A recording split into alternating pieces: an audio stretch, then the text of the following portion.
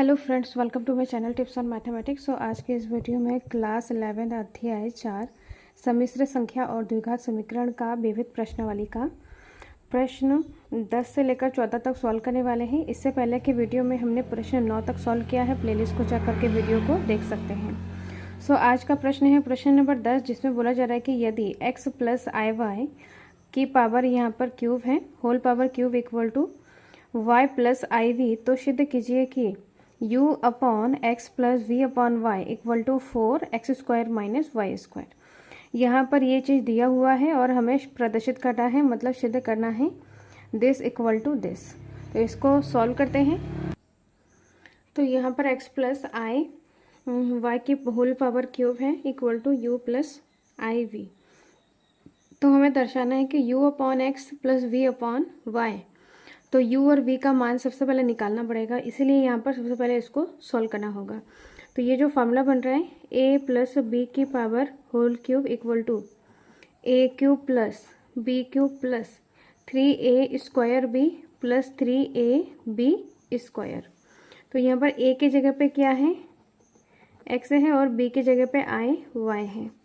अब इन वैल्यूज़ को इसमें पुट करेंगे तो यहाँ पर आ जाएगा एक्स क्यूब प्लस आई y cube plus 3a square x square, और यहाँ पर आई वाई, और यहाँ पर डॉट का मतलब यहाँ पर गुणा है, प्लस 3x आई वाई के पावर स्क्वायर इक्वल टू में क्या है, इसको हमने सॉल्व कर लिया। इक्वल टू में u plus I V, u plus I V, X cube आ जाएगा, और यहाँ पर प्लस वाई क्यूब, और यहाँ पर आई क्यूब का मान होता है, आई क्यूब का मान होता है माइनस का आई, आई क्यूब का मान होता है माइनस का आई। तो यहाँ पर वाई क्यूब अगर माइनस के आई से गुणा हो जाएगा तो यहाँ पर साइन कौन सा आएगा, माइनस का आएगा, और यहाँ पर प्लस आ जाएगा 3x स्क्वायर वाई, और यहाँ पर है आई, और यहाँ पर आ जाएगा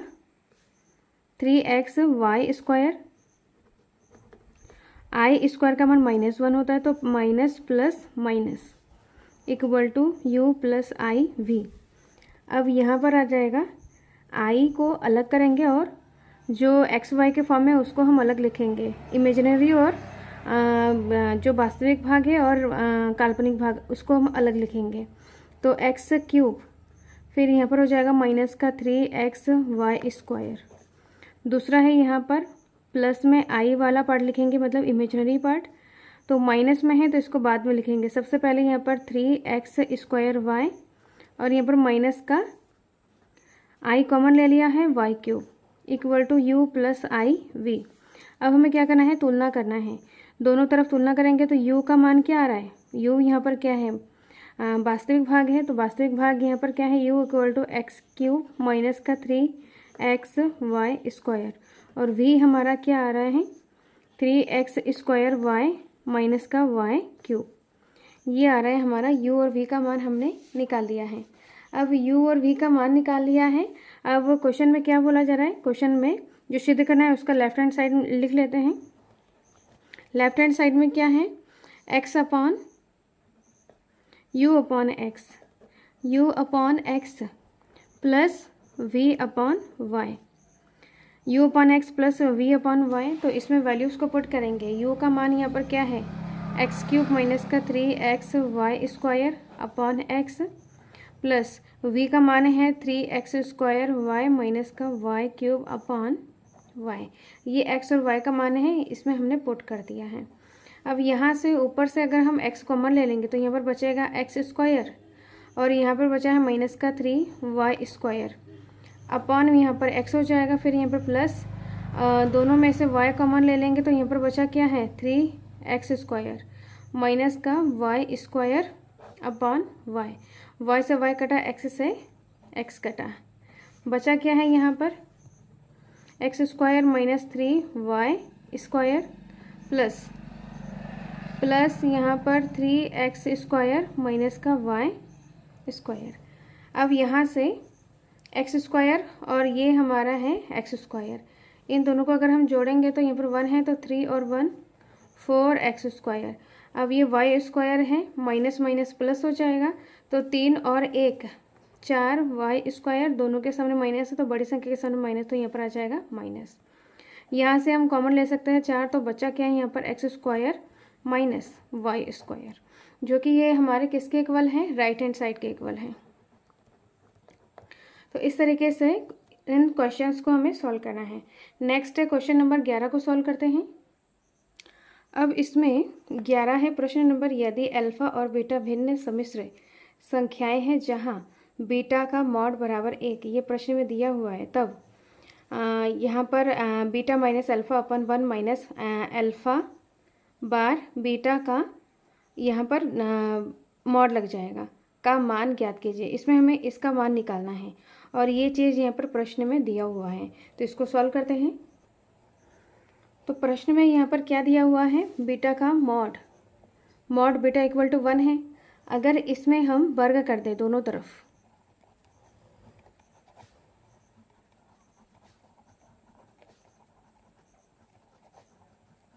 दोनों और वर्ग करेंगे तो यहाँ पर बीटा का मॉड का होल स्क्वायर इक्वल टू 1 का स्क्वायर, तो यहाँ पर क्या आ जाएगा, मॉड बीटा का स्क्वायर इक्वल टू 1 आ जाएगा। अब यहाँ पर बीटा स्क्वायर इसका फॉर्मूला होता है, इसको इस तरीके से लिखा जा सकता है, यहाँ पर जैसे कि जेड, यहाँ पर जो सम्मिश्र संख्या, माना कि सम्मिश्र संख्या जेड और जेड बार को अगर गुणा करेंगे तो ये किसके इक्वल आ जाएगा, जेड बार का स्क्वायर के बराबर हो जाएगा, मॉड जेड स्क्वायर के बराबर आ जाएगा। ये इसके इक्वल है, ये फार्मूला है, इसको हमें याद करना है। तो इसके मॉड यहाँ पर क्या है, मॉड बीटा का स्क्वायर है, तो मॉड जेड का स्क्वायर किसके इक्वल है, जेड इंटू जेड बार के इक्वल है। तो यहाँ पर लिखेंगे यहाँ बीटा इंटू बीटा का बार इक्वल टू क्या हो जाएगा, 1 हो जाएगा। अब यहाँ पर हमें क्या सॉल्व करना है, beta minus alpha upon 1 minus alpha bar beta का होल बार यहाँ पर मॉड होल यहाँ पर मॉड लगा हुआ है। तो सबसे पहले इसी को हमें सॉल्व करना है, इसी को लेते हुए सॉल्व करना है, इसका मान हमें निकालना है। इसका मान निकालेंगे तो यहाँ पर हम देखते हैं कि यहाँ पर क्या है, 1 है, तो 1 की जगह पे हम क्या लिख सकते हैं, बीटा इंटू मॉड बीटा, 1 के जगह पे हम ये चीज़ लिख सकते हैं। तो यहाँ पर हम लिखेंगे तो यहाँ पर हो जाएगा ऊपर beta minus alpha same as it is आ जाएगा, 1 के जगह पे हम इसको लिखेंगे तो यहाँ पर आ जाएगा बीटा इंटू बीटा का मॉड माइनस यहाँ पर अल्फ़ा बार और बीटा। अब यहाँ से हम क्या करेंगे, दोनों के पास क्या है, बीटा है, तो बीटा हम कॉमन ले लेंगे, तो beta minus alpha upon beta common ले लेंगे, तो यहाँ पर बीटा का बार बचेगा माइनस का यहाँ पर अल्फ़ा बार बचा हुआ है। अब यहाँ पर हम क्या करेंगे, दोनों में जो एक जो फार्मूला है Z1 अपॉन Z2 का मॉड, इसको लिख सकते हैं Z1 का मॉड अपॉन Z2 का मॉड, यहाँ पर अलग अलग मॉड लिख सकते हैं। तो यहाँ पर आ जाएगा बीटा माइनस अल्फ़ा का मॉड अपॉन बीटा और यहाँ पर बीटा बार माइनस अल्फ़ा बार का मॉड हमने अलग अलग ले लिया है। अब मल्टीप्लाई में भी यहाँ पर Z1 इंटू Z2 का अगर मॉड हो जाए तो यहाँ पर अलग अलग लिख सकते हैं, Z1 का मॉड इंटू Z2 का मॉड। तो इसको भी हमें सेम अलग अलग करना है, इसका जो मॉड है, तो यहाँ पर हो जाएगा बीटा माइनस अल्फ़ा का मॉड अपॉन बीटा का मॉड और यहाँ पर हो जाएगा बीटा बार माइनस अल्फ़ा बार का मॉड। हमने यहाँ पर अलग अलग लिख लिया है। अब यहाँ पर एक फार्मूला है, यहाँ पर Z1 माइनस Z2 है और यहाँ पर बार है, तो इसको हम इस तरीके से लिख सकते हैं Z1 माइनस Z2 का होल बार। यहाँ पर दोनों में बार लग जाएगा, यहाँ पर Z1 का बार माइनस Z2 का बार है, तो इसको अगर हम इस तरीके से लिख सकते हैं Z1 माइनस Z2 का होल बार, यहाँ पर पूरे के ऊपर बार आ जाएगा, तो इसको भी हम पूरे के ऊपर बार लगा देंगे। तो यहाँ पर आ जाएगा ऊपर सेम एज इट इज़ लिखना है हमें, अपॉन में बीटा का बार और यहाँ पर आ जाएगा बीटा माइनस अल्फ़ा का बार, इस तरीके से। अब यहाँ पर और एक फार्मूला है Z1 का, अगर मॉड Z1 का मॉड किसके बराबर होता है, Z बार का मॉड। Z1 को हम कैसे लिख सकते हैं, जो Z1 मॉड है उसको हम कैसे लिख सकते हैं, Z1 बार के मॉड के इक्वल लिख सकते हैं। ये हमारा क्या है, जो ये बार है ये हमारा, यहाँ पर बार का मतलब ये संयुग्मी है, तो Z के संयुग्मी के मॉड के बराबर होता है Z मॉड। ये हमारा Z1 है, दोनों ही सेम है, तो यहाँ पर Z1 का संयुग्मी का मॉड इक्वल टू होगा Z1 के मॉड के इक्वल।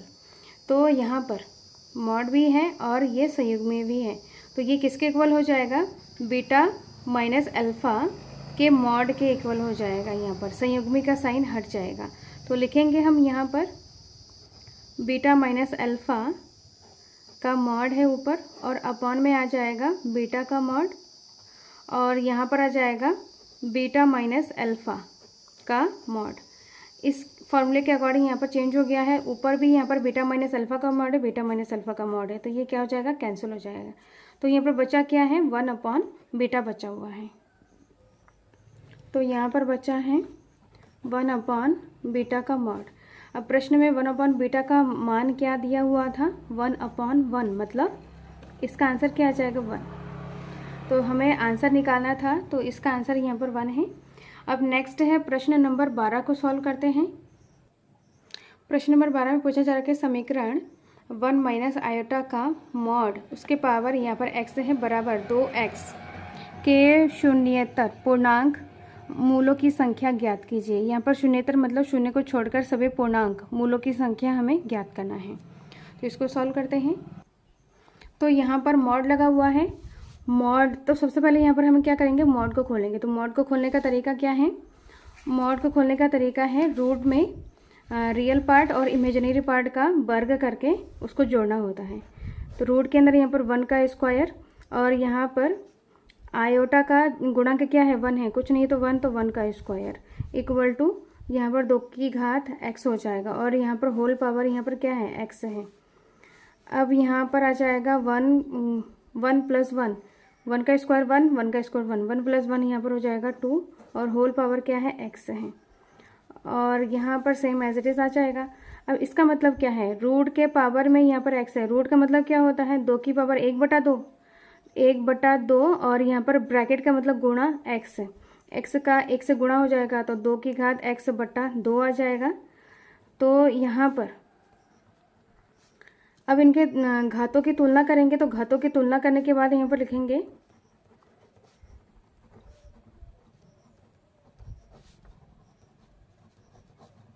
घातों की तुलना करने पर यहाँ पर आ जाएगा x/2 इक्वल टू x।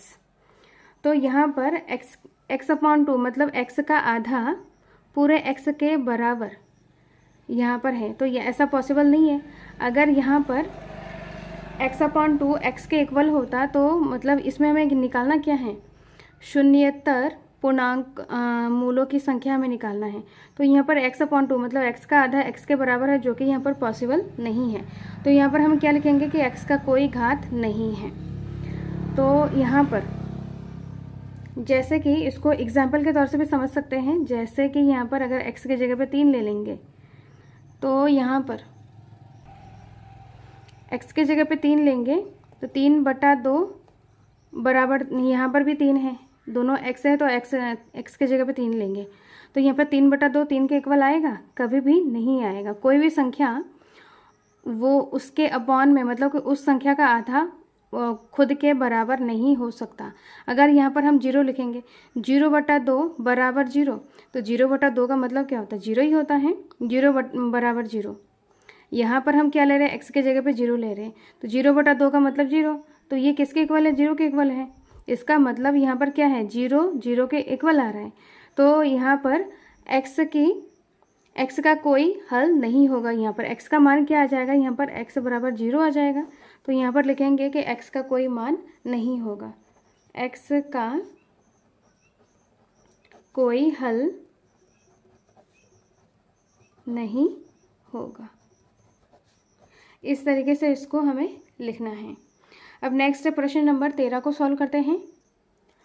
प्रश्न नंबर 13 में दिया गया है कि यदि a plus I b, c plus I d, e plus I f, g plus I h, ये क्या है सारे इंटू में है, equal to a plus I b है, तो दर्शाइए कि a square plus B square, C square plus D square, E square plus F square, ji square plus H square, ये सभी चीज़ें इंटू में है, मल्टीप्लाई में है, equal to a square plus B square. तो यहाँ पर स्क्वायर दोनों जो मतलब a प्लस आई बी, इन दोनों का स्क्वायर और उनको अगर जोड़ा जाए तो ये कब आता है, मतलब ए स्क्वायर प्लस बी स्क्वायर कब आएगा, जब इस पूरे का हम मॉड निकालें। मॉड का मतलब क्या होता है, जब मॉड को खोला जाता है तो रूट के अंदर सभी इमेजिनरी पार्ट और वास्तविक रियल पार्ट और इमेजिनरी पार्ट का स्क्वायर करके उनको जोड़ा जाता है, तभी यहाँ पर A square plus B square आएगा। मतलब यहाँ पर दोनों तरफ हमें क्या लेना है, मापांक मतलब मॉड लेना है। तो यहाँ पर हम दोनों तरफ क्या करेंगे, मापांक लेंगे, जो प्रश्न में दिया हुआ है उसको लिखा है, दोनों तरफ मापांक लेंगे, मापांक मतलब मॉड। तो a प्लस आई बी, फिर यहाँ पर हो जाएगा c plus I d, e plus I f, g plus I h, equal to हो जाएगा a प्लस आई बी। यहाँ पर फॉर्मूले के अकॉर्डिंग जैसे कि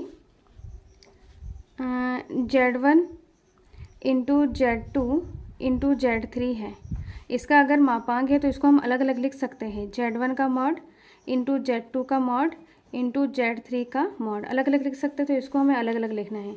सबसे पहले यहाँ पर क्या हो जाएगा, mod a plus I b, mod यहाँ पर c plus I d, mod यहाँ पर e प्लस आई एफ, और यहाँ पर g प्लस आई एच का मॉड, इक्वल टू है यहाँ पर a प्लस आई बी है। अब यहाँ पर मॉड को हमें खोलना है, तो मॉड को किस तरीके से खोला जाता है, मॉड को यहाँ पर a square plus B square, और यहाँ पर क्या हो जाएगा, रूट हो जाएगा, रूट में a स्क्वायर वास्तविक पार्ट का स्क्वायर प्लस इमेजिनरी पार्ट का स्क्वायर, उनको जोड़ा जाता है। फिर यहाँ पर इंटू है c square plus D square, फिर यहाँ पे इंटू ई स्क्वायर प्लस एफ स्क्वायर, फिर इंटू आ जाएगा जी स्क्वायर प्लस एच स्क्वायर, ऐसे रूट आ जाएगा, और यहाँ पर आ जाएगा ए स्क्वायर प्लस बी स्क्वायर। अब यहाँ से सभी चीज़ें इंटू में है, तो रूट टोटल में हम रूट लगा सकते हैं, तो यहाँ पर आ जाएगा इस तरीके से A square plus B square, C square plus D square, E square plus F square, ji square plus H square, equal to root में यहाँ पर A square plus B square. अब यहाँ पर क्या है, यहाँ पर दोनों तरफ क्या है, रूट है, तो रूट को हटाने के लिए हम क्या करेंगे, दोनों और वर्ग करने पर,